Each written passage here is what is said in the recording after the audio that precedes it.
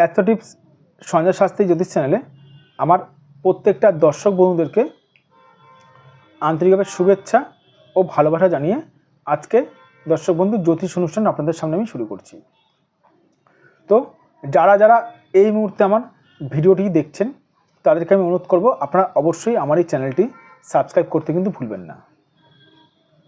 কারণ দর্শক বন্ধু, আমার এই চ্যানেলটি সাবস্ক্রাইব করলে কী হবে, আপনাদের কাছে জ্যোতিষ সংক্রান্ত বহু রকম ভিডিও কিন্তু আপনাদের কাছে পৌঁছাবে, প্লাস আপনারা অনেক কিছু জানতে পারবেন আমার ভিডিও দেখে জ্যোতিষ সংক্রান্ত। তো আজকে অনুষ্ঠানটি কিসের উপর করবো? আজকের অনুষ্ঠানটি করব বহু চেষ্টা করেও মনের মতো পাত্র পাত্রী পাচ্ছেন না।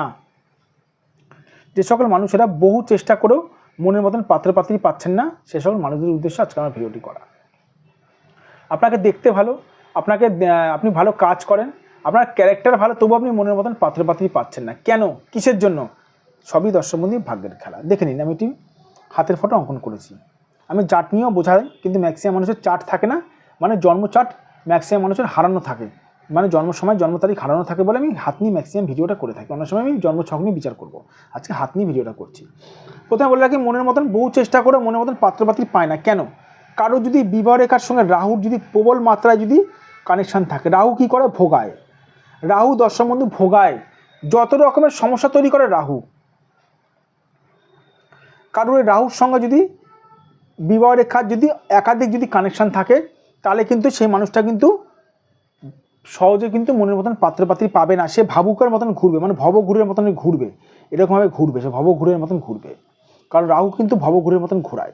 তার সঙ্গে বুধের সঙ্গে যদি কোনো রকমভাবে যদি রাহুর এই বিবাহ রেখার সঙ্গে কানেকশান যদি বুধের সঙ্গে চলে যায়, তাহলে সেই মানুষটির বুদ্ধিভ্রম হবে। বুদ্ধিভ্রম মানে সে মানুষটি ভুলভাল পথে চলে যাবে। যেখানে পাবে, যেখানে তার বিবাহ হওয়ার রয়েছে সেখানে কিন্তু যাবে না, যেখানে পাত্রপাত্রী পাবে সেখানে যাবে না, সে ভুলভাল পথে যাবে।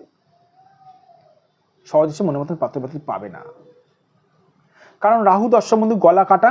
রাহু কিন্তু বিশাল পরিমাণে কিন্তু একটি মানুষকে কিন্তু ঘোরায়।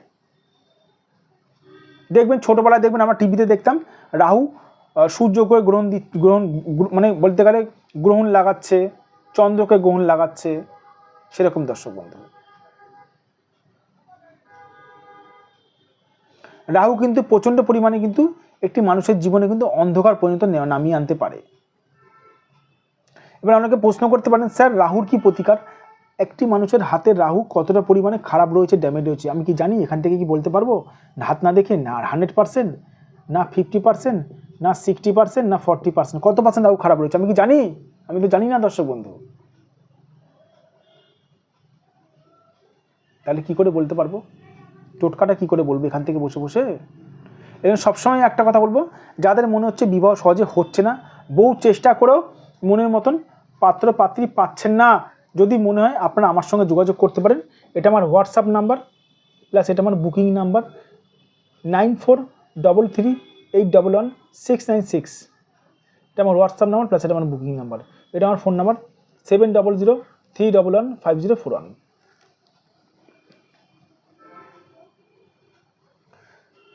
ভালো থাকবেন দর্শক বন্ধু, সুস্থ থাকবেন। আর একটা কথা বলে রাখি, যে সকল দূরের মানুষরা আমার চেম্বারে আসতে পারছেন না, দূর দূরান্ত থেকে আমার প্রোগ্রামটি দেখছেন, তাদেরকে বলবো আপনারা অবশ্যই আমার চেম্বারে যদি আসতে না পারেন, আপনারা অবশ্যই অনলাইন বুকিংয়ের মাধ্যমে নিজেদের হাতের ফটো পাঠিয়ে কিন্তু আমার কাছে বিচার করতে পারেন। নিজেদের হাতের ফটো সঠিকভাবে যদি পাঠান আমার কাছে, আপনারা কিন্তু অবশ্যই কিন্তু বিচার করতে পারেন আমার কাছে। হাতের ফটো সঠিক অ্যাঙ্গেলে যদি পাঠিয়ে রাখেন, ঠিক আছে? ভালো থাকবেন দর্শক বন্ধু, সুস্থ থাকবেন।